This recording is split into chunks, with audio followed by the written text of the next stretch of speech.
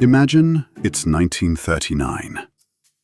You're just trying to vibe, maybe bake some bread or grow a moustache, and suddenly the world explodes. Yep, it's time to talk about World War II, the world's most destructive group project. Started by a man who yelled too much, wore way too many uniforms, and somehow convinced a nation that this was fine. We'll cover lightning-speed invasions, very stubborn Brits, and a very unexpected ending that involves mushrooms, the radioactive kind. Stick around till the end, because you're going to want to hear how the planet went from tense peace to total chaos, in a time it takes to finish a sandwich. So here's how it kicks off. Germany. Led by Adolf, what if I had all the power, Hitler, decides to invade Poland in 1939, and not slowly. No, he brings Blitzkrieg, basically war with twice the speed, with tanks, planes, and zero chill. Poland's like, excuse me? The world is like, wait, what? And Britain and France are like, okay, now we're mad. They declare war, but mostly just sit around. This awkward silence is known as the phony war. Basically, we're at war, but let's not do war just yet. By 1940, Hitler hits the gas. He invades Denmark and Norway for the vibes. Then Belgium. Then the Netherlands. Then France, which, despite having baguettes and the Maginot Line, falls faster than a clumsy mine. The British? They barely escape from Dunkirk, pulling off the messiest, most heroic group vacation exit in history. Now Hitler turns to Britain, who's standing alone, clutching its tea and muttering, "Come on then." Enter the Battle of Britain. German planes drop bombs. British planes say, "Not today."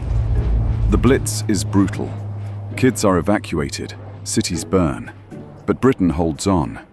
Seriously, if you've ever powered through something just out of spite, you understand Britain in 1940.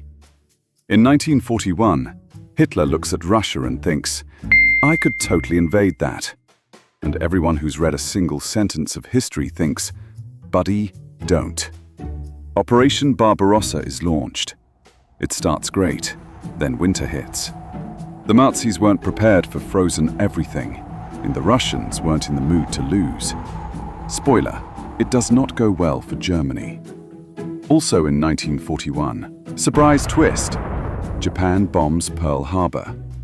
America spits out its coffee, rolls up its sleeves and says, right, let's do this.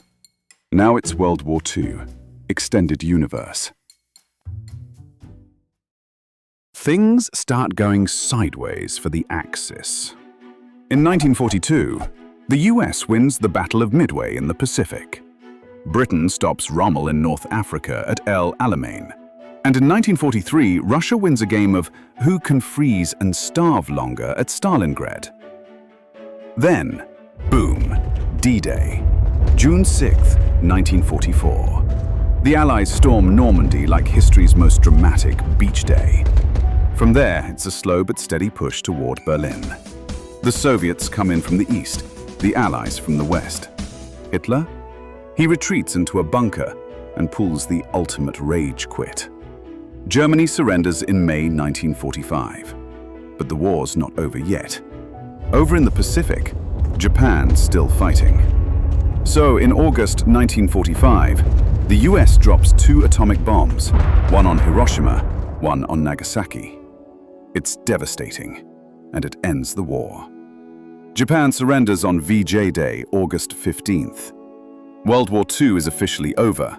6 years, dozens of countries, tens of millions of lives. And it all started with one man and a really bad idea. So what did we learn, campers?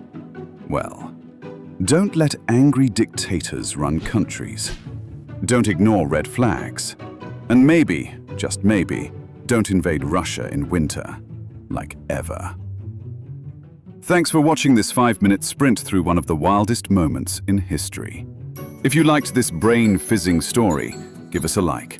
Subscribe to Mind Camp so you never miss a history tale that punches harder than a tank with a hangover. And share this with your friend who still thinks World War II started with Pearl Harbor. We see you. Until next time, stay curious, stay kind, and maybe don't start global wars before breakfast.